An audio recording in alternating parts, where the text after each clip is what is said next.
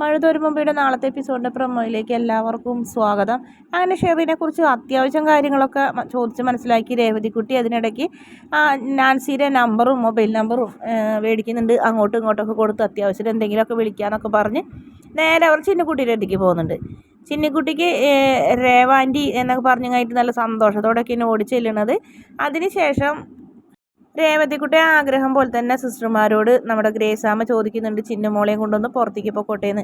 ഒരു സിസ്റ്റർ സമ്മതിക്കില്ല. അപ്പോൾ രേവതിക്കുട്ടി പറയും, ഞാനല്ലേ ഇവളെ ഇവിടെ കൊണ്ടുവന്നത്, ഞാനും ഇവളും തമ്മിലുള്ള ബന്ധം നിങ്ങൾക്ക് അറിഞ്ഞൂടെ, ഞാൻ അവളെ 3 വയസ്സ് തുടങ്ങി 3 വയസ്സ് വരെ നോക്കിയതല്ലേ. അങ്ങനെ ഓരോന്നൊക്കെ പറഞ്ഞപ്പോൾ ശരിയാണ് നിങ്ങൾ പറയുന്നത്, പക്ഷേ ഇവിടുത്തെ നിയമം അനുസരിച്ച് അതുകൊണ്ടാണ് ഞങ്ങൾ പറയുന്നതെന്ന് അറിയും. രേവതിക്കുട്ടിയും ഗ്രേസാമ്മയ്ക്കാണെങ്കിൽ ഒരുപാട് സാധനങ്ങളൊക്കെ ഇവർക്ക് കുട്ടികൾക്ക് മറ്റുള്ള കുട്ടികൾക്കൊക്കെ വാങ്ങിക്കൊണ്ട് വന്നിട്ടൊക്കെ ഉണ്ട്.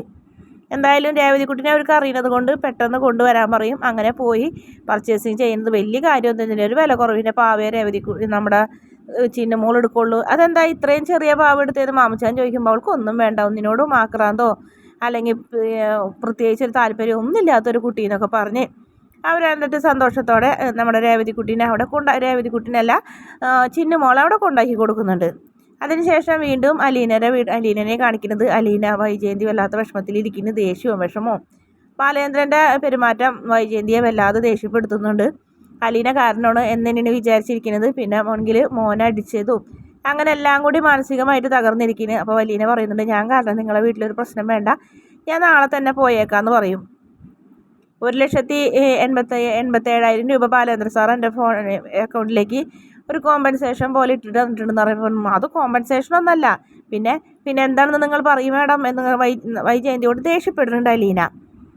പിന്നെ എന്തായാലും അതിന് മറുപടി ഒന്നും പറയുന്നില്ല രണ്ടുപേരും കൂടെ. അതിനുശേഷം അലീന വൈജയന്തിയോടായി പറയുന്നുണ്ട്, ഞാൻ ഈ വീട്ടിലേക്ക് വന്നതിൻ്റെ പിന്നിലൊരു രഹസ്യമുണ്ട്, ഒരു ആഗ്രഹത്തോടു കൂടി വന്നതാണ്, ഇനിയിപ്പോൾ അതൊന്നും പറഞ്ഞിട്ട് കാര്യമില്ല എന്ന് പറഞ്ഞപ്പോൾ വൈജയന്തി ഇങ്ങനെ ആകാംക്ഷയോടെ നമ്മുടെ അലീനെ നോക്കുന്നതോടെയാണ് പ്രമോ അവസാനിക്കുന്നത്. വീഡിയോ ഇഷ്ടപ്പെടുകയാണെങ്കിൽ ചാനൽ ഒന്ന് സബ്സ്ക്രൈബ് ചെയ്യണേ.